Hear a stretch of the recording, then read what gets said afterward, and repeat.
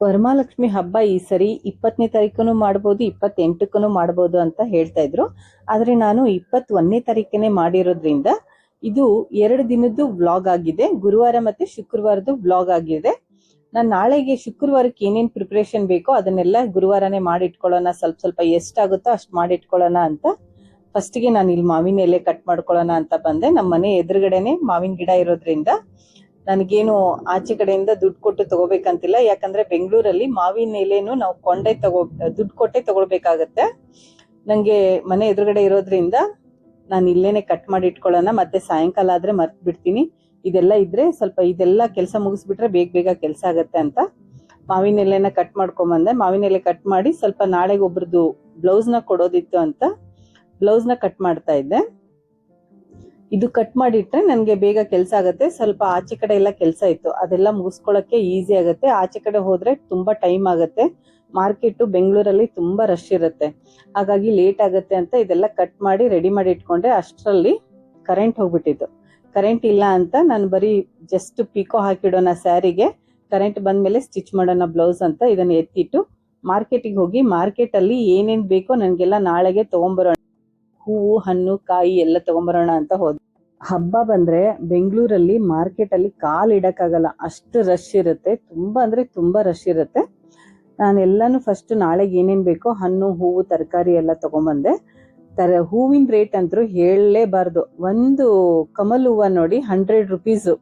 ಇನ್ನೇನು ಅನಿವಾರ್ಯ ಅಂತ ತರಲೇಬೇಕು, ಯಾಕಂದ್ರೆ ವರ್ಷಕ್ಕೊಂದ್ಸರಿ ಪೂಜೆ ಮಾಡ್ತೀವಿ ಅಂತ. ಎಲ್ಲಾನು ತಂದು ಆದ್ಮೇಲೆ ನಾನು ಅದನ್ನ ಹಾಗೆ ಇಡಲ್ಲ. ಯಾವಾಗಾದ್ರೂ ಆಯ್ತು, ಹೂವು ಆಗ್ಲಿ, ಹಣ್ಣಾಗ್ಲಿ, ತರಕಾರಿ ಆಗ್ಲಿ ಎಲ್ಲಾನು ತೊಳೆದೇನೆ ನಾನು ಫ್ರಿಜ್ಗೆ ಇಡ್ತೀನಿ. ನಾಳೆಗೇನು ಸ್ವಲ್ಪ ಎಲ್ಲ ಈಸಿ ಆಗುತ್ತೆ ಈ ಹಣ್ಣೆಲ್ಲ ತೊಳೆದಿಟ್ರೆ ಅಂತ ಹಣ್ಣು, ತೆಂಗಿನಕಾಯಿ ಎಲ್ಲಾನು ತೊಳೆದು ಇಡ್ತಾ ಇದ್ದೆ. ನಾನು ಯಾವತ್ತು ಹೂವು ತಂದಿರ್ಲಿಲ್ಲ ಹಬ್ಬಕ್ಕೆಲ್ಲ, ನಮ್ಮ ಮನೆಯವರನ್ನೇ ತರ್ತಾ ಇದ್ರು. ಯಾಕಂದ್ರೆ ಅವರು ಮಾರ್ಕೆಟ್ ಅಲ್ಲಿ ಅವರು ಆಫೀಸ್ಗೆ ಅಂತ ಏನ್ ತಗೊಂಡಿರ್ತಾರೋ ಅವಾಗ್ಲೇ ಸ್ವಲ್ಪ ನನಗೂ ತಂದಿರೋರು. ಹಾಗಾಗಿ ನಾನು ತಗೊಂಡಿರ್ಲಿಲ್ಲ. ಈ ಸರಿ ಹೂವಿನ ರೇಟ್ ಕೇಳಿದ್ರೆ ನನಗೆ ವಿಚಿತ್ರ ಅನಿಸ್ತು. ಯಾಕಂದ್ರೆ 400 ರೂಪಾಯಿ, 300 ರೂಪಾಯಿಗೆ ಮಾರು ಶಾವಂತಿಗೆ ಎಲ್ಲ. ಮಲ್ಲಿಗೆ ಅಂತೂ ಕೇಳಲೇಬೇಡಿ.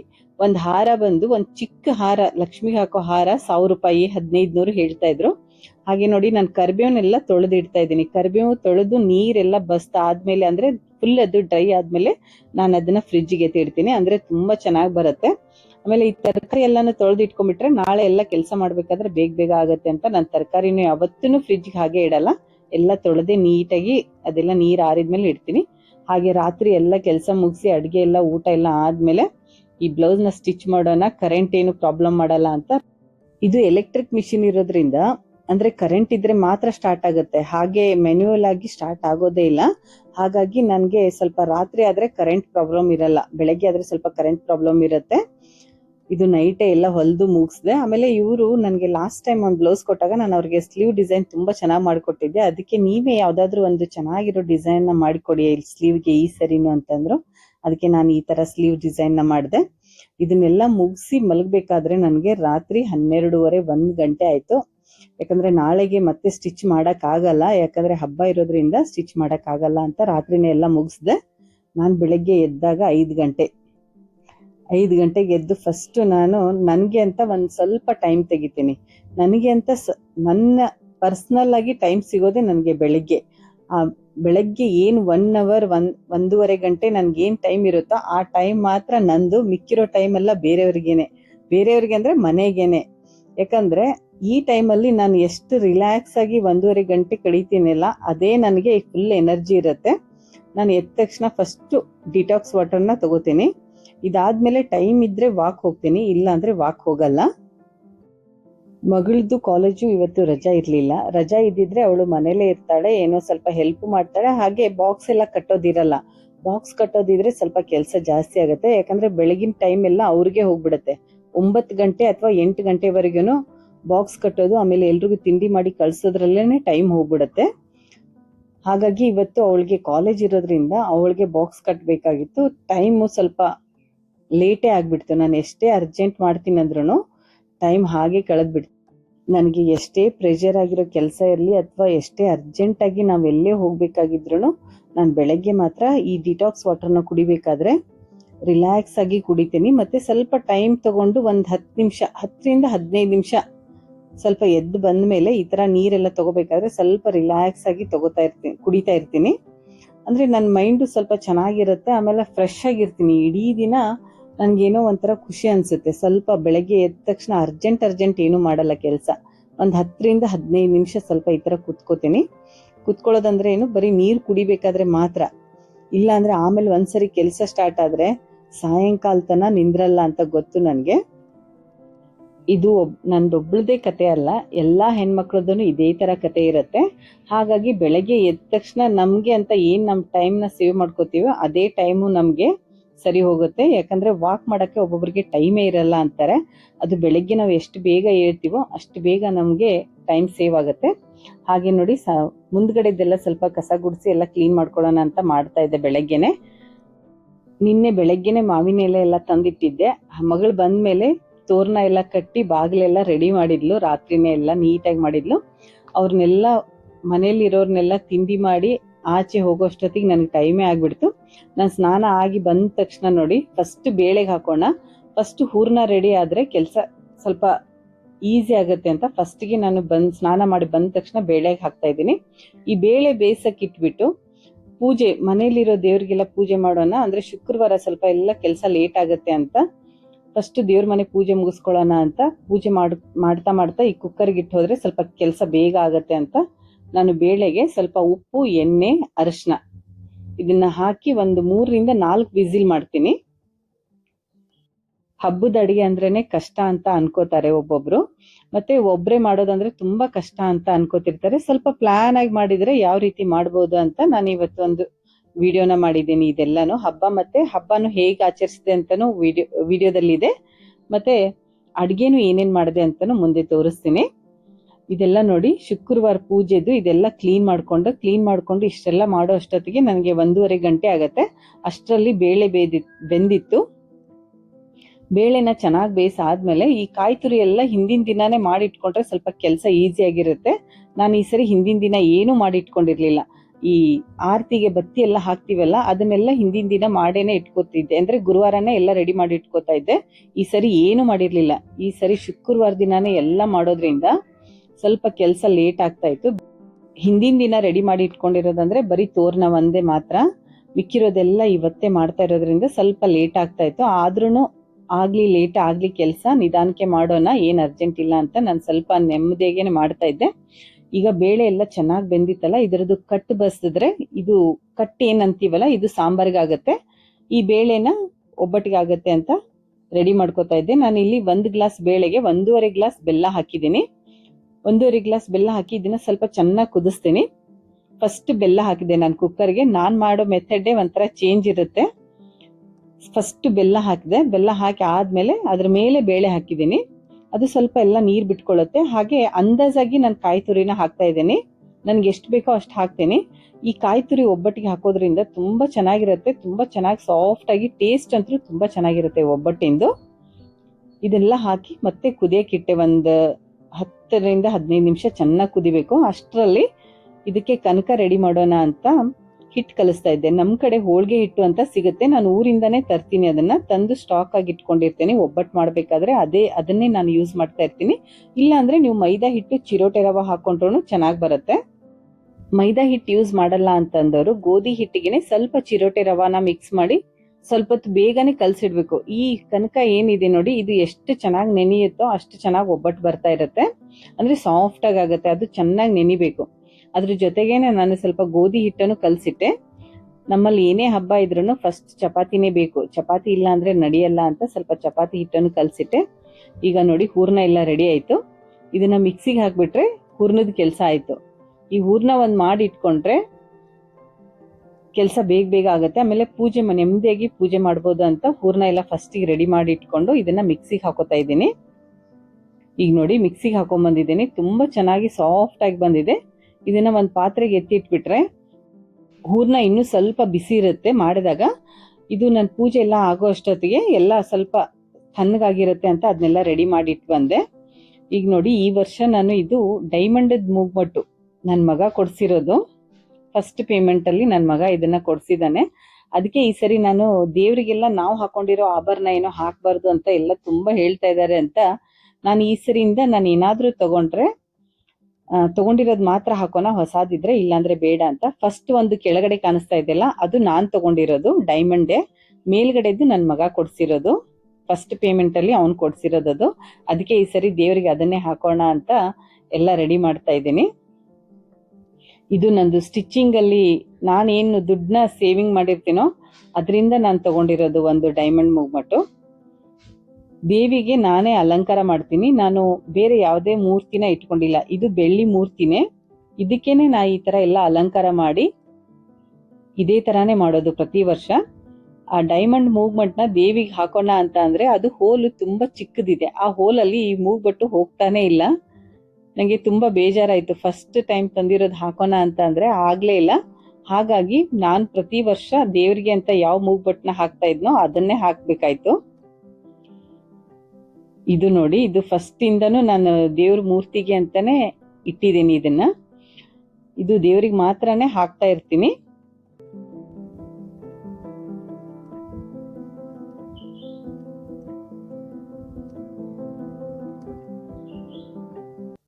ದೇವಿಗೆ ಎಲ್ಲ ಅಲಂಕಾರನೂ ಆಯ್ತು, ಮತ್ತೆ ಸೀರೆನೂ ಎಲ್ಲ ದೇವ್ರಿಗೆ ಉಡಿಸಿ ಆಯ್ತು. ಅದಾದ್ಮೇಲೆ ನಾನು ಸ್ಯಾರಿನ ಚೇಂಜ್ ಮಾಡ್ಕೊಂಡು ಬಂದು ಫಸ್ಟ್ ಗಣೇಶನಿಗೆ ಪೂಜೆ ಮಾಡ್ತಾ ಇದ್ದೀನಿ. ಫಸ್ಟ್ ಗಣೇಶನ್ ಪೂಜೆ ಆದ್ಮೇಲೆ ಲಕ್ಷ್ಮಿಗೆ ಪೂಜೆ ಮಾಡೋದು. ಹಾಗಾಗಿ ಫಸ್ಟ್ ಪೂಜೆ ಮಾಡಿ, ಇದೇ ನೋಡಿ ಫಸ್ಟ್ ಕಳಸ ಇಡ್ತಾ ಇದ್ದೀನಿ. ಹಿಂದ್ಗಡೆ ಲಕ್ಷ್ಮಿನ ಕೂಡ್ಸಿರೋದು ಅಲಂಕಾರ ಮಾಡಿ. ಇದು ಮೇನು ಕಳಸ ಏನ್ ಮಾಡ್ತೀವಲ್ಲ, ಇದೇ ಮೇನ್ ಆಗಿರತ್ತೆ. ಈ ಕಳಸಕ್ಕೇನೆ ನಾನೆಲ್ಲ ಪೂಜೆ ಮಾಡ್ತಾ ಇದ್ದೀನಿ. ಹಿಂದ್ಗಡೆ ಏನು ಅಲಂಕಾರ ಮಾಡಿದ್ದೀನಿ ದೇವಿಗೆ, ಅದು ಬರೀ ಅಲಂಕಾರ ಮಾತ್ರ ಆಗಿರತ್ತೆ. ಅಂದ್ರೆ ಒಂದು ಸ್ಯಾರಿ ಉಡ್ಸಿ ಒಂದು ಅಲಂಕಾರ ಮಾತ್ರ ಆಗಿರತ್ತೆ. ಈ ಮುಂದ್ಗಡೆ ಕಳಸ ಏನಿಡ್ತೀವಲ್ಲ, ಇದು ಮೇನ್ ಆಗಿರತ್ತೆ. ಈ ಕಳಸದಲ್ಲಿ ನೀರ್ ಹಾಕಿ ಈಗ ಕಾಯೆಲ್ಲ ಇಟ್ಟು ಇಲ್ಲಿ ಪೂಜೆ ಮಾಡ್ತೀನಿ.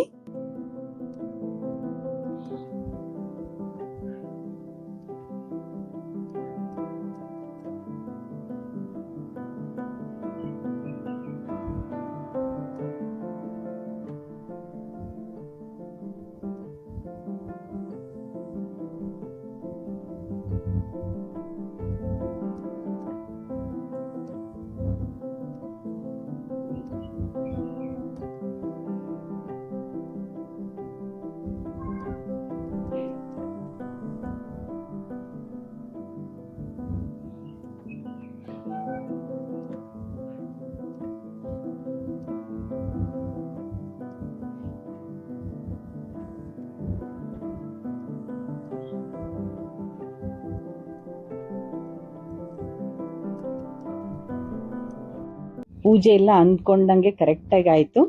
ಹಾಗೆ ನನ್ನ ಮಗಳನು ಬಂದ್ಲು ರೆಡಿಯಾಗಿ, ಅವಳು ನಾನು ಸೇರಿ ಮಂಗಳಾರತಿ ಮಾಡೋಣ ಅಂತ ಮಾಡ್ತಾ ಇದ್ವಿ.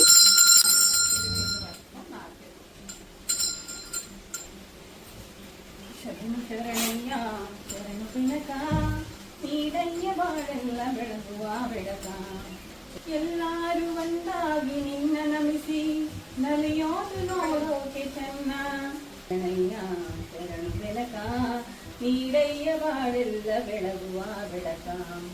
ಬೆಳಕ ಬೆಳಕನೆ ವಿಶ್ವರಾಧಾಯ ಮಂಗಲಂ ಶಿವ ವಿಶ್ವೈಕ್ಯ ಪಾಲಾಯ ಮಂಗಲಂ. ಶ್ರೀ ವಿಶ್ವರಾಧಾಯ ಮಂಗಲಂ ಶಿವ ವಿಶ್ವೈಕ್ಯ ಪಾಲಾಯ ಮಂಗಲಂ.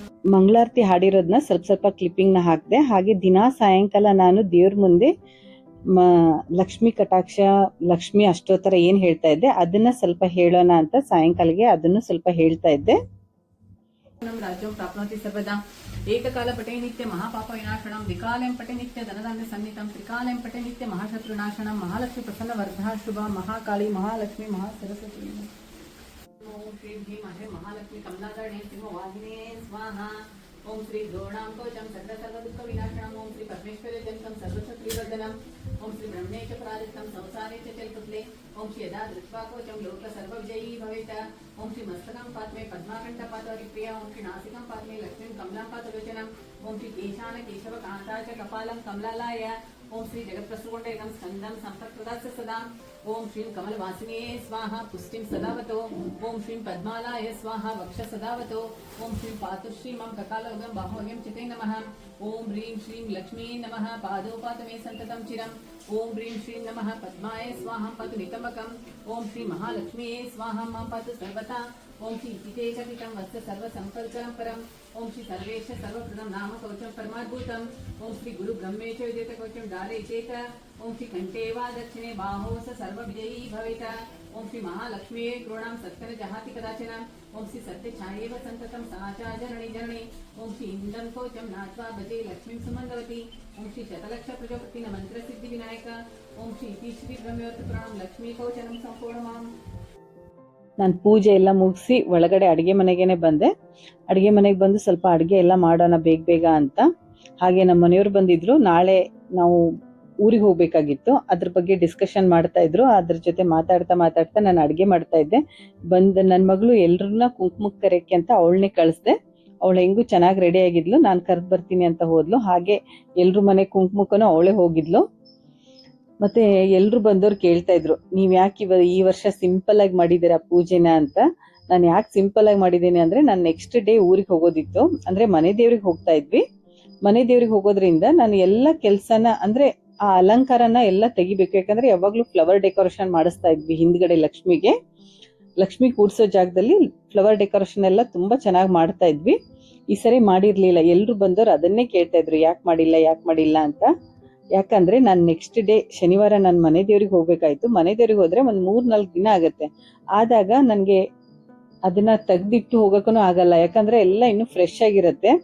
ಆ ಅಲಂಕಾರ ಒಂದ್ 4-5 ದಿನ ಚೆನ್ನಾಗೇ ಇರುತ್ತೆ. ಅದಕ್ಕೆ ಸುಮ್ನೆ ಮಾಡಿಸಿ ವೇಸ್ಟ್ ಆಗತ್ತೆ, ಬೇಡ ಅಂತ ಸುಮ್ನಾದೆ. ಈ ತರ ನೋಡಿ, ಯಾರಾದ್ರೂ ಬಂದಾಗ ಕುಂಕುಮ ಕೊಡಕ್ಕೆ ಅಂತ ಹೊರಗಡೆ ಹೋಗೋದು, ಮತ್ತೆ ಬಂದು ಅಡಿಗೆ ಮಾಡ್ತಾ ಇರೋದು. ಫಸ್ಟ್ ನಾನು ಇಲ್ಲಿ ಅಡಿಗೆ ಸ್ಟಾರ್ಟ್ ಮಾಡಿದ್ದು, ಫಸ್ಟ್ ಏನೇನ್ ಬೇಕೋ ತರಕಾರಿಗಳನ್ನೆಲ್ಲ ಕಟ್ ಮಾಡಿ ಇಟ್ಕೋತಾ ಇದ್ದೆ. ಫಸ್ಟಿಗೆ ನಾನು ಕೋಸಂಬರಿಗೆಲ್ಲ ರೆಡಿ ಮಾಡಿದೆ. ಫಸ್ಟ್ ಕೋಸಂಬರಿನ ಹೆಸರು ಬೇಳೆನ ತೊಳೆದ್ಬಿಟ್ಟು ಅದಕ್ಕೆ ಸೌತೆಕಾಯಿನ ಕೊಚ್ಚಿ ಹಾಕ್ತೀನಿ. ಸೌತೆಕಾಯಿನ ಕೊಚ್ಚಿ ಹಾಕಿದ್ರೆ ಆ ಸೌತೆಕಾಯಿ ಏನ್ ನೀರ್ ಬಿಡುತ್ತೋ ಆ ನೀರಲ್ಲೇ ಹೆಸರು ಬೇಳೆ ಚೆನ್ನಾಗಿ ನೆನೆಯುತ್ತೆ ಅಂತ. ಎಲ್ಲ ಅಡಿಗೆ ಆಗೋ ಅಷ್ಟೊತ್ತಿಗೆ ಕೋಸಂಬರಿ ತುಂಬಾ ಚೆನ್ನಾಗಿ ರೆಡಿ ಆಗಿರುತ್ತೆ. ಹೆಸರು ಬೇಳೆ ಎಲ್ಲ ಚೆನ್ನಾಗಿ ನೆಂದ್ಬಿಟ್ಟು ಅದಕ್ಕೆ ನಾನು ಈರುಳ್ಳಿ, ಕಾಯಿ ತುರಿ, ಕೊತ್ತಂಬರಿ, ಆಮೇಲೆ ಹಸಿಮೆಣಸಿನಕಾಯಿ ಮತ್ತೆ ಉಪ್ಪು, ಲಿಂಬೆಹಣ್ಣು ಹಾಕಿ ಕಲ್ಸಿಟ್ಬಿಟ್ರೆ, ಸ್ವಲ್ಪ ಒಂದ್ ಚಿಟಿಕೆ ಸಕ್ಕರೆ ಹಾಕಿಟ್ಬಿಟ್ರೆ ಆ ಹೆಸರು ಬೇಳೆ ಆ ನೀರ್ ಬಿಡುತ್ತೆ ನೋಡಿ ಸೌತೆಕಾಯಿದೆಲ್ಲ, ಆ ನೀರಲ್ಲೇ ನೆಂದು ಚೆನ್ನಾಗಾಗುತ್ತೆ. ನಾನು ಈಗ ಏನೇನು ಅಡುಗೆ ಮಾಡಿದ್ದೀನಿ ಸ್ವಲ್ಪ ಫಾಸ್ಟ್ ಆಗಿ ಮಾಡಿದ್ದೀನಿ, ಮತ್ತೆ ಸ್ವಲ್ಪ ಮೆಸ್ಸಿ ಆಗಿದೆ ಅಡುಗೆ ಮನೆ. ದಯವಿಟ್ಟು ಅದ್ರ ಬಗ್ಗೆ ಯಾರು ಕಮೆಂಟ್ ಮಾಡಬೇಡಿ. ಈ ತರ ಅರ್ಜೆಂಟಲ್ಲಿ ಅಡುಗೆ ಮಾಡಬೇಕಾದ್ರೆ ಸ್ವಲ್ಪ ಎಲ್ಲ ಅಡುಗೆ ಮನೆ ಹರಡ್ಕೊಂಡಿರುತ್ತೆ. ಅದ್ರ ಬಗ್ಗೆ ಯಾರು ಕಮೆಂಟ್ ಮಾಡಬೇಡಿ. ನಾನು ಏನೇನು ಮಾಡ್ತೀನಿ ಅದನ್ನ ಮಾತ್ರ ನೋಡಿ. ಮತ್ತೆ ನನಗೆ ಇಷ್ಟು ಅಡುಗೆ ಮಾಡೋಕ್ಕೆ ನನಗೆ 1.5 ಗಂಟೆ ಆಯಿತು. ಅಂದರೆ ಫಸ್ಟೇ ನಾನು ಅನ್ನಕ್ಕೆ ಇಟ್ಕೊಂಡಿದ್ದೆ. ಅನ್ನ ಒಂದು ರೆಡಿ ಆಗಿತ್ತು, ಆಮೇಲೆ ಹೂರ್ಣ ರೆಡಿ ಇತ್ತು, ಕನಕ ರೆಡಿ ಇತ್ತು, ಅಷ್ಟೇ. ಮಿಕ್ಕಿರೋದೆಲ್ಲ ಆಮೇಲೆ ಮಾಡ್ಕೊಂಡಿರೋದು. ಫಸ್ಟ್ ನಾನು ಕೋಸಂಬರಿಗೆ ರೆಡಿ ಮಾಡಿದೆ. ನೆಕ್ಸ್ಟು ಬೀನ್ಸ್ ಪಲ್ಯ ಮಾಡ್ತಾ ಇದ್ದೀನಿ. ಬೀನ್ಸ್ ಪಲ್ಯಗೆ ಈ ಬೀನ್ಸ್ ಏನಿರುತ್ತೆ ನೋಡಿ ಸಣ್ಣಕ್ಕೆ ಕಟ್ ಮಾಡಬೇಕು. ನೋಡಿ ಮತ್ತೆ ಯಾರೋ ಬಂದ್ರು ಅಂತ ಕುಂಕುಮ ಕೊಡಕ್ಕೆ ಹೋದೆ. ಅಲ್ಲಿ ಹೋಗೋದು ಮತ್ತೆ ಒಳಗಡೆ ಬರೋದು, ಇದೇ ಕೆಲಸ ಆಗ್ತಾ ಇತ್ತು ನನಗೆ. ಒಬ್ಬರೇ ಮ್ಯಾನೇಜ್ ಮಾಡೋದಂದ್ರೆ ಅಷ್ಟು ಈಸಿನೂ ಇಲ್ಲ. ಅಡುಗೆ ಮಾಡಿಕೊಂಡು ಆಚೆನೂ ನೋಡ್ಕೋ ಒಳಗಡೆನೂ ನೋಡ್ಕೊ ಅಂದ್ರೆ ಅಷ್ಟು ಈಸಿ ಇರಲ್ಲ. ನಾನು ಫಸ್ಟ್ ಬೀನ್ಸ್ ಪಲ್ಯಗೆ ಎಲ್ಲ ರೆಡಿ ಮಾಡ್ಕೊತಾ ಇದ್ದೀನಿ. ಬೀನ್ಸ್ ಪಲ್ಯಗೆ ನಾನಿಲ್ಲಿ ಹಸಿಮೆಣಸಿನಕಾಯಿ, ಕರಿಬೇವು, ಸ್ವಲ್ಪ ಈರುಳ್ಳಿ, ಆಮೇಲೆ ಕಡಲೆಬೇಳೆ. ಇದಕ್ಕೆ ಮೇನ್ ಅಂದ್ರೆ ಕಡಲೆಬೇಳೆ, ಅದೇ ಟೇಸ್ಟ್ ಕೊಡೋದು ಇದಕ್ಕೆ. ಜಸ್ಟ್ ಬರೀ ಇದನ್ನ ಫ್ರೈ ಮಾಡ್ಬೇಕಷ್ಟೆ. ಈ ಬೀನ್ಸ್ ಪಲ್ಯ ಮಾಡ್ಬೇಕಂದ್ರೆ ಬೀನ್ಸು ತುಂಬಾ ಎಳೆದಿರ್ಬೇಕು. ಆಮೇಲೆ ಇದನ್ನ ಇಂಗ್ಲಿಷ್ ಬೀನ್ಸ್ ಅಂತಾರೆ, ನಮ್ಮ ಊರ್ ಕಡೆ ಎಲ್ಲ ಸಿಗುತ್ತೆ. ಆ ನಾಟಿ ಬೀನ್ಸೇ ಬೇರೆ, ಈ ಬೀನ್ಸೇ ಬೇರೆ. ಈ ಪಲ್ಯನೂ ತುಂಬಾ ಚೆನ್ನಾಗಿ ಟೇಸ್ಟ್ ಆಗುತ್ತೆ. ನಾವು ಅದನ್ನೇ ಬೇರೆ ತರ ಮಾಡ್ತೀವಿ. ಈಗ ಇದು ತುಂಬಾ ಈಸಿ ಆಗುತ್ತೆ ಅಂತ ಇದನ್ನೇ ಮಾಡ್ತಾ ಇದ್ದೀನಿ. ನೀವು ಈ ತರ ಮಾಡ್ತೀವಿ ಅಂದ್ರೆ ಈ ತರ ಆಚೆನೆ ಮಾಡ್ಬೋದು, ಇಲ್ಲಾಂದ್ರೆ ಕುಕ್ಕರ್ ಎಲ್ಲಾನು ಮಾಡಿ 1 ವಿಸಿಲ್ ನ ಮಾಡ್ಬೋದು. ತುಂಬಾ ಎಣ್ಣೆ ಸಿಡಿತಾ ಇತ್ತು ಅಂತ ಎಫ್ರಾನ್ ಹಾಕೊಂಡೆ. ಒಬ್ರು ನನ್ಗೆ ವೀಣಾ ಕುಮಾರಿ ಅನ್ನೋರು ಕಮೆಂಟ್ ಮಾಡಿದ್ರು, ನೀವು ವರಮಹಾಲಕ್ಷ್ಮಿ ಹಬ್ಬಕ್ಕೆ ಏನೇನು ಅಡುಗೆ ಮಾಡ್ತೀರಾ ತೋರಿಸಿ ಅಂತ. ಅದಕ್ಕೆ ನಾನು ಈ ವಿಡಿಯೋನ ಮಾಡಿದ್ದೀನಿ. ಈಗ ಈರುಳ್ಳಿ ಎಲ್ಲ ಚೆನ್ನಾಗಿ ಫ್ರೈ ಆದ್ಮೇಲೆ, ಆದ್ರೆ ತುಂಬಾನು ಫ್ರೈ ಆಗಬಾರ್ದು, ಸ್ವಲ್ಪ ಫ್ರೈ ಆದ್ಮೇಲೆ ಇದಕ್ಕೆ ಬೀನ್ಸು, ಉಪ್ಪು ಎಲ್ಲ ಹಾಕಿ ಒಂದು 10 ನಿಮಿಷ ಇದನ್ನ ಬೇಯಿಸ್ತೀನಿ. ಬೇಕಂದ್ರೆ ಸ್ವಲ್ಪ ನೀರು ಹಾಕಬೇಕು, ಇಲ್ಲ ಅಂದ್ರೆ ನಡೆಯುತ್ತೆ. ಅದ್ರ ಜೊತೆಗೆ ನೋಡಿ ನಾನು ಬದನೆಕಾಯಿನ ಕಟ್ ಮಾಡಿ ಇಟ್ಕೊಳ್ಳೋಣ ಅಂತ ರೆಡಿ ಮಾಡ್ತಾ ಇದ್ದೀನಿ. ಬದನೆಕಾಯಿಗೆ ನಮ್ಮ ಮನೆಯಲ್ಲಿ ಏನೇ ಪೂಜೆ, ನಮ್ಮ ಮನೆಯಲ್ಲಿ ಅಲ್ಲ, ನಮ್ಮ ಉತ್ತರ ಕರ್ನಾಟಕದಲ್ಲಿ ಬದನೆಕಾಯಿ ಮೊದಲು ಬೇಕು. ಏನೇ ದೇವ್ರ ಪೂಜೆ ಇದ್ರೂ ಬದನೆಕಾಯಿ ಮಾಡೇ ಮಾಡ್ತಾರೆ. ಹಬ್ಬ ಇರ್ಲಿ, ಅಮಾವಾಸ್ಯೆ, ಹುಣ್ಣಿಮೆ ಏನೇ ಇದ್ರೂ ಬದನೆಕಾಯಿ ಬೇಕು. ಬದನೆಕಾಯಿ ನೈವೇದ್ಯಕ್ಕೆ ಇರ್ಲೇಬೇಕು. ಎಷ್ಟು ತರ ಪಲ್ಯ ಮಾಡಿದ್ರು ಸ್ವಲ್ಪನಾದ್ರೂ ನೈವೇದ್ಯಕ್ಕೆ ಅಂತ ಬದ್ನೆಕಾಯಿ ಪಲ್ಯ ಮಾಡೇ ಮಾಡ್ತಾರೆ. ಹಾಗಾಗಿ ನಾನು ಸ್ವಲ್ಪ ಇಲ್ಲಿ ಬದ್ನೆಕಾಯಿನ ಎಣ್ಗಾಯಿ ಮಾಡೋಣ ಅಂದ್ಕೊಂಡೆ. ಎಣ್ಗಾಯಿ ಮಾಡಕ್ ಟೈಮ್ ಇಲ್ಲ ಅಂತ ಎಣ್ಗಾಯಿ ತರಾನೇ ಇದೊಂಥರ ಬೇರೆ ಸ್ವಲ್ಪ ಮಧ್ಯ ಕಟ್ ಮಾಡಿ ಬೇಗ ಬೇಗ ಆಗತ್ತೆ ಅಂತ ಈ ತರ ಮಾಡ್ತಾ ಇದ್ದೀನಿ. ಸ್ವಲ್ಪ ಡಿಫ್ರೆಂಟ್ ಆಗಿರುತ್ತೆ, ಎಣ್ಗಾಯಿ ತರಾನೇ ಇರುತ್ತೆ, ಸ್ವಲ್ಪ ಡಿಫ್ರೆಂಟ್ ಆಗಿರುತ್ತೆ ಅಷ್ಟೇ. ಅಂದ್ರೆ ಇಡೀ ಹೋಳಿರಲ್ಲ, ಮಧ್ಯ ಒಂದು ಭಾಗ ಕಟ್ ಮಾಡಿಬಿಡ್ತೀನಿ, ಅಂದ್ರೆ ಬೇಗ ಆಗತ್ತೆ ಅಂತ. ಬೀನ್ಸ್ ಪಲ್ಯ ಒಗ್ಗರಣೆ ಹಾಕಿರೋದು, ಮೆಣಸಿನ್ಕಾಯಿ ತುಂಬಾ ಖಾರ ಇದೆ, ಅದ್ರದ್ದು ಘಾಟು ಮನೆಯೆಲ್ಲ ಘಾಟಾಗಿ ಕೆಮ್ಮು ಬರ್ತಾ ಇದೆ ಮೇಲಿನ ಮೇಲೆ. ಈಗ ಬದ್ನೆಕಾಯಿ ಪಲ್ಯಗೆ ನಾನು ಒಗ್ಗರಣೆ ಮಾಡ್ತಾ ಇದ್ದೀನಿ. ಏನೇನ್ ಹಾಕ್ತೀನಿ ಅಂತ ಸಿಂಪಲ್ ಆಗಿ ಹೇಳ್ತೀನಿ. ಆ ಕಡೆ ಬೀನ್ಸ್ ಪಲ್ಯ ನೋಡಿ ಸ್ವಲ್ಪ ಫ್ರೈ ಆದ್ಮೇಲೆ ಅದನ್ನ ಒಂದು ಲಿಡ್ ಕ್ಲೋಸ್ ಮಾಡಿ ಒಂದು 10 ಮಿನಿಟ್ಸ್ ಹಾಗೆ ಇಡ್ತೀನಿ. ಈಗ ಬದ್ನೆಕಾಯಿಗೆ ಕಡಲೆ ಬೀಜ ಅಂದ್ರೆ ಶೇಂಗಾ ಹಾಕ್ತಾ ಇದ್ದೀನಿ. ಫಸ್ಟಿಗೆನೆ ಶೇಂಗಾ ಹಾಕಿ ಸ್ವಲ್ಪ ಫ್ರೈ ಆದ್ಮೇಲೆ ಅದಕ್ಕೆ ಸಾಸಿವೆ ಜೀರಿಗೆ ಅದನ್ನು ಹಾಕಿ ಆದ್ಮೇಲೆ ಕರಿಬೇವು 2 ಮೆಣಸಿನ್ಕಾಯಿ ಹಾಕಿದ್ದೀನಿ. ಆಮೇಲೆ ಒಣ ಖಾರನೂ ಹಾಕ್ತೀನಿ, ಅಂದ್ರೆ ರೆಡ್ ಚಿಲ್ಲಿ ಪೌಡರ್ ಹಾಕ್ತೀನಿ. 2 ಮೆಣಸಿನ್ಕಾಯಿ ಹಾಕಿ ಅದು ಸ್ವಲ್ಪ ಫ್ರೈ ಆದ್ಮೇಲೆ ಸ್ವಲ್ಪ ಶುಂಠಿ, ಸ್ವಲ್ಪ ಬೇಕಂದ್ರೆ ಬೆಳ್ಳುಳ್ಳಿನೂ ಹಾಕಬೇಕು, ಚೆನ್ನಾಗಿರುತ್ತೆ. ಅದು ಆ ಕಡೆ ಎಲ್ಲ ಫ್ರೈ ಆಗೋಷ್ಟೊತ್ತಿಗೆ ನೋಡಿ ಬದ್ನೆಕಾಯಿನ ಈ ತರ ಕಟ್ ಮಾಡ್ತಾ ಇದ್ದೀನಿ. ಪೂರ್ತಿ ಕಟ್ ಮಾಡಲ್ಲ, ಒಂದರಲ್ಲಿ 4 ಭಾಗ ಮಾಡಿ ಅದರಲ್ಲಿ 2 ಮಾಡ್ತೀನಿ, ಅಂದ್ರೆ ಬೇಗ ಫ್ರೈ ಆಗತ್ತೆ ಅಂತ. ಬದ್ನೆಕಾಯಿ ಬೇಗ ಆಗತ್ತೆ. ಅದೆಲ್ಲ ಕಟ್ ಮಾಡಿ ಆದ್ಮೇಲೆ ಇದು ಸ್ವಲ್ಪ ಫ್ರೈ ಆದ್ಮೇಲೆ ಇದಕ್ಕೆ ಈರುಳ್ಳಿ ಹಾಕ್ತೀನಿ. ಈರುಳ್ಳಿನೂ ಚೆನ್ನಾಗಿ ಫ್ರೈ ಆಗ್ಬೇಕು. ಇದು ಸ್ವಲ್ಪ ಗೋಲ್ಡನ್ ಬ್ರೌನ್ ಬರೋ ತರ ಫ್ರೈ ಆದ್ರೆ ಟೇಸ್ಟ್ ಚೆನ್ನಾಗಿರುತ್ತೆ. ಆಮೇಲೆ ನಾಳೆಗೆ ಮಿಕ್ಕಿದ್ರೂ ಪಲ್ಯ ಹಾಳಾಗಲ್ಲ. ಸ್ವಲ್ಪ ಈರುಳ್ಳಿ ಎಲ್ಲ ಚೆನ್ನಾಗಿ ಫ್ರೈ ಆಗ್ಬೇಕು. ಆ ಕಡೆ ಹಾಗೆ ನೋಡ್ತಾ ಇದ್ದೀನಿ ಬೀನ್ಸ್ ಪಲ್ಯನೂ ಆಗ್ತಾ ಇದೆಯಾ ಅಂತ. ಸ್ವಲ್ಪ ನೀರ್ ಬೇಕು ಅಂತ ಅನಿಸ್ತು, ಅದಕ್ಕೆ ಸ್ವಲ್ಪ ನೀರ್ ಹಾಕ್ತಾ ಇದ್ದೀನಿ. ಸ್ವಲ್ಪ ನೀರ್ ಹಾಕಿದ್ರೆ ಚೆನ್ನಾಗಿ ಫ್ರೈ ಆಗತ್ತೆ ಅಂತ. ಅದ್ರಲ್ಲಿ ಏನಾದ್ರೂ ನೀರ್ ಇಲ್ಲ ಅಂದ್ರೆ, ಬೀನ್ಸ್ ಪಲ್ಯದಲ್ಲಿ ನೀರ್ ಖಾಲಿ ಆಗಿತ್ತಂದ್ರೆ, ಅಂದ್ರೆ ಹಸೆ ಇರುತ್ತಲ್ಲ, ತುಂಬಾ ಎಳೆದಿದ್ದಾಗ ಅದು ಚೆನ್ನಾಗಿ ನೀರ್ ಬಿಟ್ಕೊಂಡಿರುತ್ತೆ. ಆ ನೀರ್ ಏನಾದ್ರೂ ಖಾಲಿ ಆಗಿತ್ತು ಅಂದ್ರೆ ಮಾತ್ರ ನೀರ್ ಹಾಕೊಳ್ಳಿ, ತುಂಬಾ ಚೆನ್ನಾಗಿ ಟೇಸ್ಟ್ ಆಗುತ್ತೆ ಪಲ್ಯ. ಮತ್ತೆ ಇದು ಈರುಳ್ಳಿ ಸ್ವಲ್ಪ ಫ್ರೈ ಆದ್ಮೇಲೆ ಅದಕ್ಕೆ ಸ್ವಲ್ಪ ಎಳ್ಳು ಹಾಕಿದೆ, ನಾನು ಬಿಳಿ ಎಳ್ಳನ್ನ ಹಾಕಿದೆ. ಆಮೇಲೆ ಅದ್ರ ಜೊತೆಗೆ ಒನ್ ಕೊಬ್ಬರಿನೂ ಹಾಕಿ ಎಲ್ಲಾನು ಹಾಕಿ ಚೆನ್ನಾಗಿ ಫ್ರೈ ಮಾಡ್ತೀನಿ. ಇದನ್ನ ಒಂದು ಪೌಡರ್ ಮಾಡಿ ಇಟ್ಕೊಂಡಿರ್ತೀನಿ ನಾನು ಫಸ್ಟಿಗೆನೆ. ಎಳ್ಳು, ಶೇಂಗಾ, ಕೊಬ್ಬರಿನ ಹುರಿದು ಪೌಡರ್ ಮಾಡಿ ಇಟ್ಕೊಂಡಿರ್ತೀನಿ. ಆ ತರ ಮಾಡಿದಾಗ್ಲೂ ಬೇಗನೆ ಆಗತ್ತೆ. ಎಣ್ಗಾಯಿ ಪಲ್ಯಗೆಲ್ಲ ತುಂಬಾ ಯೂಸ್ ಆಗುತ್ತೆ.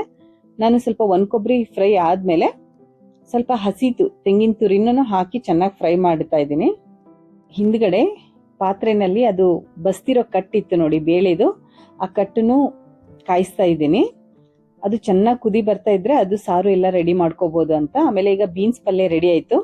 ಬೀನ್ಸ್ಗೆ ಸ್ವಲ್ಪ ಕಾಯಿ ತುರಿ ಮೇಲೆ ಹಾಕಿದ್ರೆ ತುಂಬಾ ಚೆನ್ನಾಗಿ ಟೇಸ್ಟ್ ಇರುತ್ತೆ.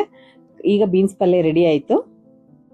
ಈ ಬದ್ನೆಕಾಯಿ ಎಣ್ಗಾಯಿಗೆ ನಾನು ಏನು ಮಸಾಲೆ ಹಾಕಲ್ಲ. ಈಗ ಲಾಸ್ಟ್ ಅಲ್ಲಿ ಒಂಚೂರು ಗರಂ ಮಸಾಲ ಹಾಕ್ತೀನಿ. ಈಗ ಇದು ಎಲ್ಲ ಚೆನ್ನಾಗಿ ಫ್ರೈ ಆಗಿದೆ, ಇದನ್ನು ಸ್ವಲ್ಪ ತಣ್ಣಗಾಗ್ಲಿ ಅಂತ ಸೈಡ್ಗೆ ಎತ್ತಿಡ್ತೀನಿ.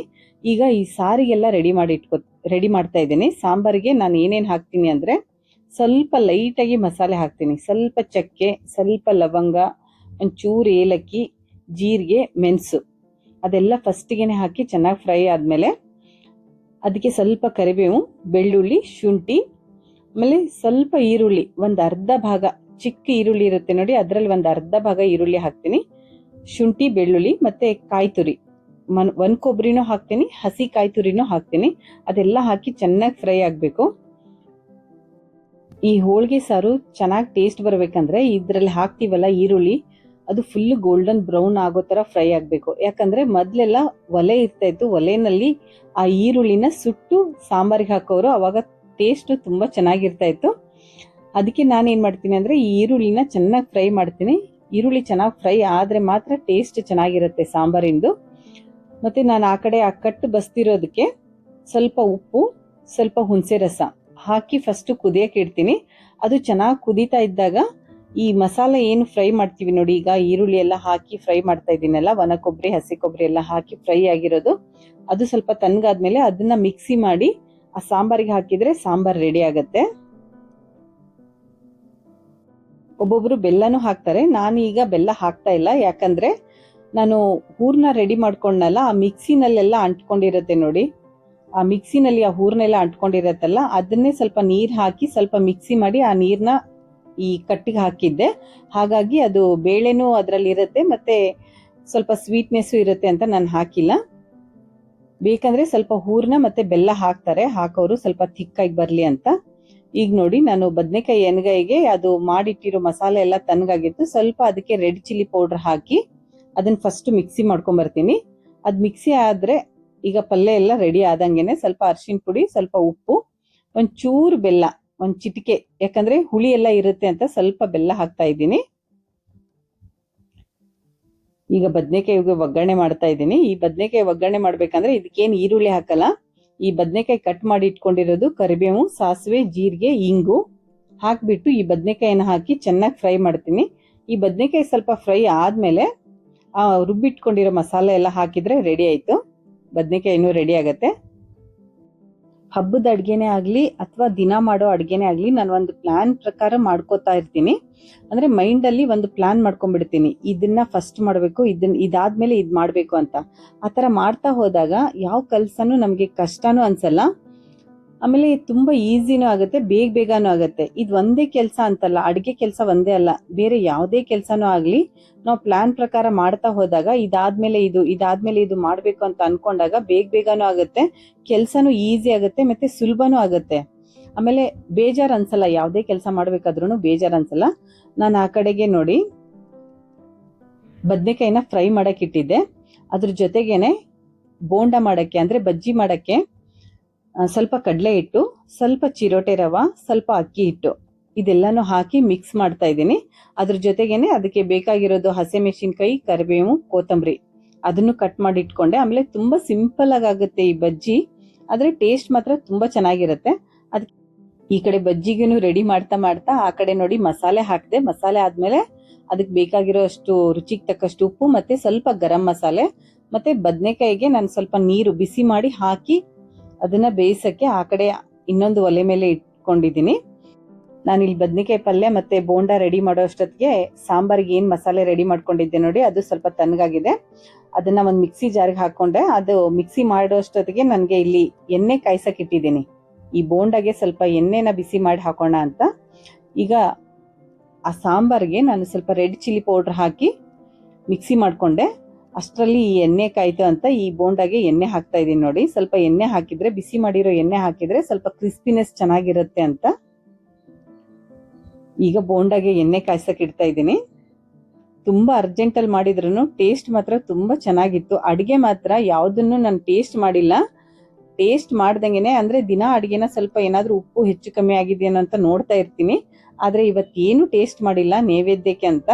ಆದ್ರೆ ತುಂಬಾ ಚೆನ್ನಾಗಿತ್ತು. ದಿನದಕ್ಕಿಂತ ಇವತ್ತಿನ ಅಡಿಗೆ ಮಾತ್ರ ತುಂಬಾ ಚೆನ್ನಾಗಿತ್ತು. ಅದೇನೋ ಹೇಳ್ತಾರಲ್ಲ, ನೈವೇದ್ಯ ಅಂತ ಮಾಡಿದ್ರೇನೆ ಅದು ಪ್ರಸಾದ ಅಂತಂದಾಗ ಅದು ಪ್ರಸಾದದ ತರಾನೇ ಆಗುತ್ತೆ ಅಂತ.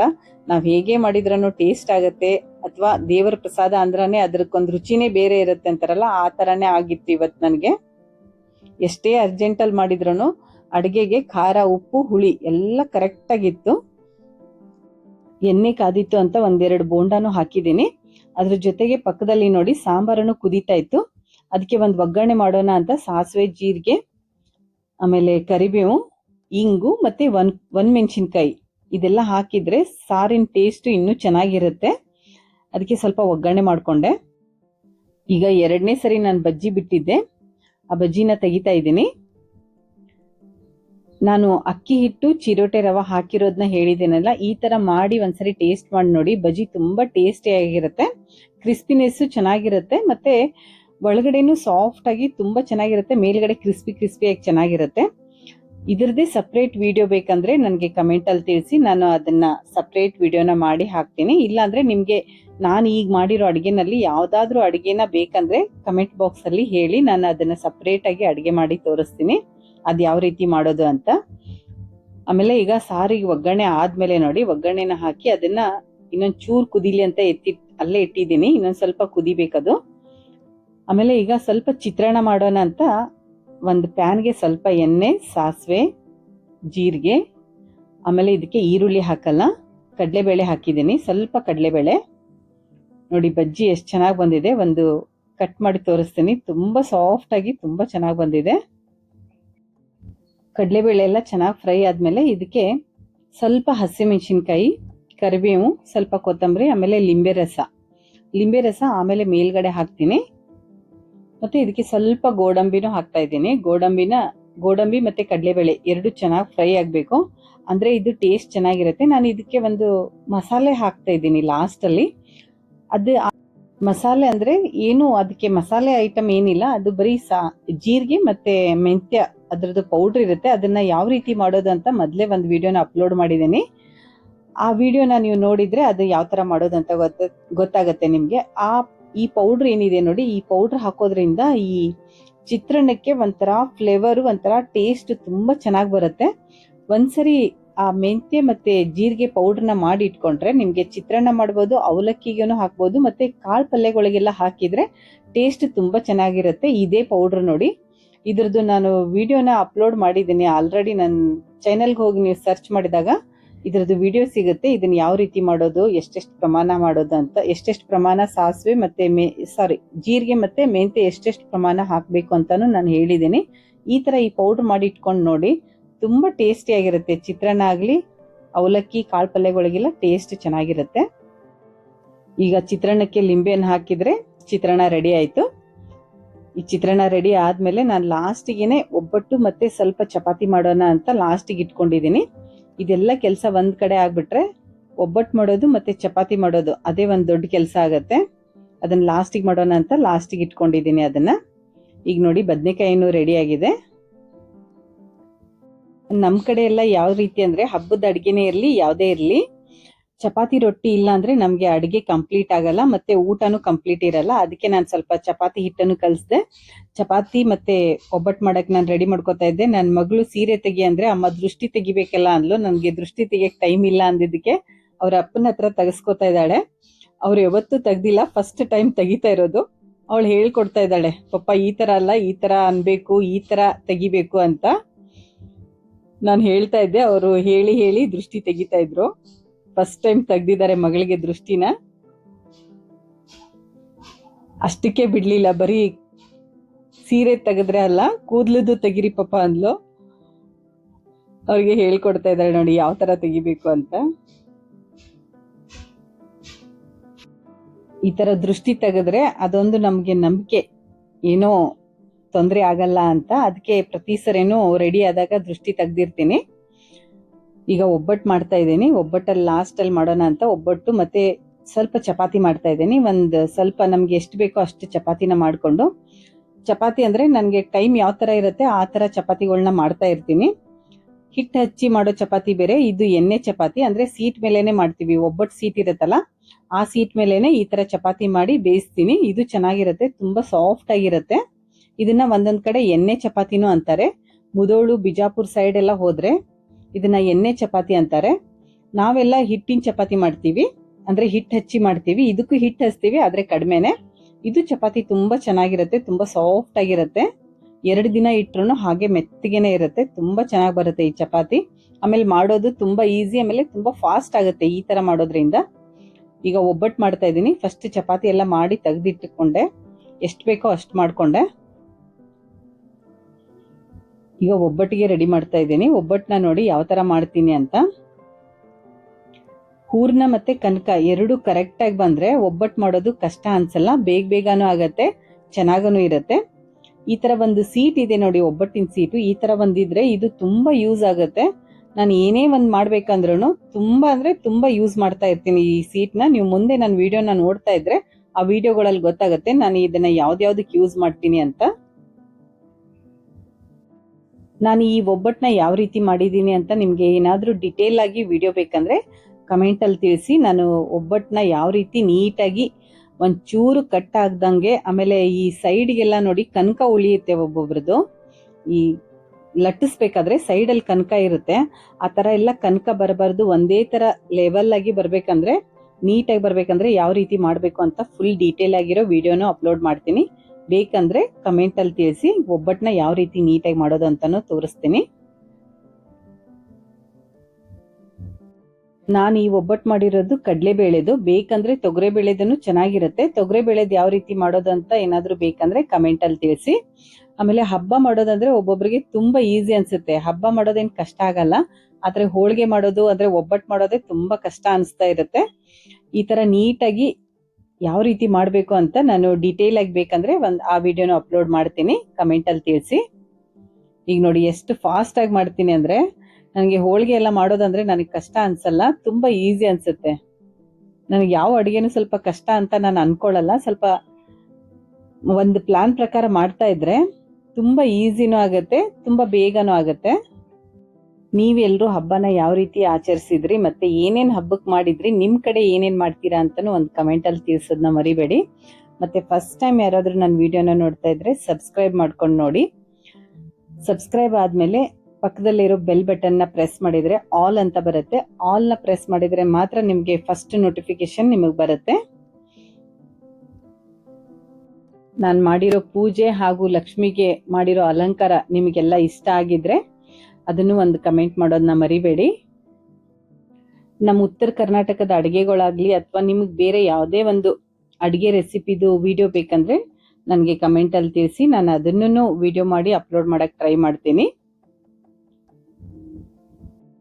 ಬೆಂಗಳೂರು ಕಡೆ ಹಬ್ಬ ಅಂತಂದ್ರೆ ಅಡುಗೆ ಎಲ್ಲ ಯಾವ ತರ ಇರುತ್ತೆ ಅಂದ್ರೆ, ಒಂದು ಬರೀ ರೈಸ್ ಐಟಮ್ಸ್ ಎಲ್ಲ ಜಾಸ್ತಿ ಇರುತ್ತೆ, ಒಂದು ಚಿತ್ರಾನ್ನ ಇರುತ್ತೆ, ಅನ್ನ ರಸಮು, ಅನ್ನ ಸಾರು, ಮತ್ತೆ ಒಂದು ಬಜ್ಜಿ ಅಥವಾ ಬೋಂಡ ಏನಾದ್ರೂ ಇರುತ್ತೆ, ಮತ್ತೆ ಒಬ್ಬಟ್ಟು. ಇಷ್ಟಾದ್ರೆ ಹಬ್ಬದ ಅಡುಗೆ ಆಯ್ತು. ಆದ್ರೆ ನಮ್ ಕಡೆ ಹಾಗಲ್ಲ. ಉತ್ತರ ಕರ್ನಾಟಕದಲ್ಲಿ ನಾನು ಈಗ ಏನೇನ್ ಮಾಡಿದೇನೋ ಇಷ್ಟೆಲ್ಲ ಇರ್ಲೇಬೇಕು. ಪ್ರತಿಯೊಬ್ರು ಮನೇಲಿ ಇಷ್ಟೆಲ್ಲ ಮಾಡೇ ಮಾಡ್ತಾರೆ. ಏನೂ ಇಲ್ಲ ಅಂದ್ರೆ ಚಪಾತಿ ಮತ್ತೆ ಬದನೆಕಾಯಿ ಪಲ್ಯ, ಕೋಸಂಬರಿ, ಇದೆರಡು ಮೂರು ಇರ್ಲೇಬೇಕು. ನೀವು ಒಬ್ಬಟ್ಟು ಮಾಡ್ಲಿಲ್ಲ ಅಂದ್ರೆ ಚಿಂತೆ ಇಲ್ಲ, ಬದನೆಕಾಯಿ ಪಲ್ಯ ಕೋಸಂಬರಿ ಇರ್ಲೇಬೇಕು ಅಡುಗೆಗೆ, ಊಟಕ್ಕೆ. ಉತ್ತರ ಕರ್ನಾಟಕದಲ್ಲಿ ಹಬ್ಬದ ದಿನ ಯಾರದೇ ಮನೆಗೆ ಹೋದ್ರೂ ಇಷ್ಟ ಅಡುಗೆ ರೆಡಿ ಇದ್ದೇ ಇರುತ್ತೆ.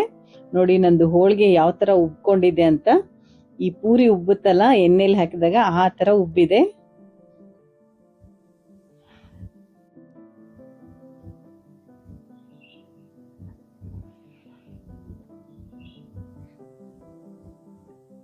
ಈ ವಿಡಿಯೋ ನೋಡಿ ಆದ್ಮೇಲೆ ನಿಮ್ಗೆ ಇದರಲ್ಲಿ ಒಳ್ಳೆ ಕಂಟೆಂಟ್, ಒಳ್ಳೆ ಮೆಸೇಜ್ ಇದೆ ಅಂತ ಅನ್ಸಿದ್ದೆ ಆದ್ರೆ ಸಬ್ಸ್ಕ್ರೈಬ್ ಮಾಡೋದನ್ನ ಮರಿಬೇಡಿ. ಹಾಗೆ ಕಮೆಂಟ್, ಲೈಕ್, ಶೇರ್ ಮಾಡೋದನ್ನ ಮರಿಬೇಡಿ. ಮತ್ತೆ ನಿಮ್ಮ ಫ್ರೆಂಡ್ಸ್ ಅಂಡ್ ಫ್ಯಾಮಿಲಿ ಮೆಂಬರ್ಸ್ಗೆ ಇದನ್ನ ಶೇರ್ ಮಾಡಿ. Thank you. See you again. Bye.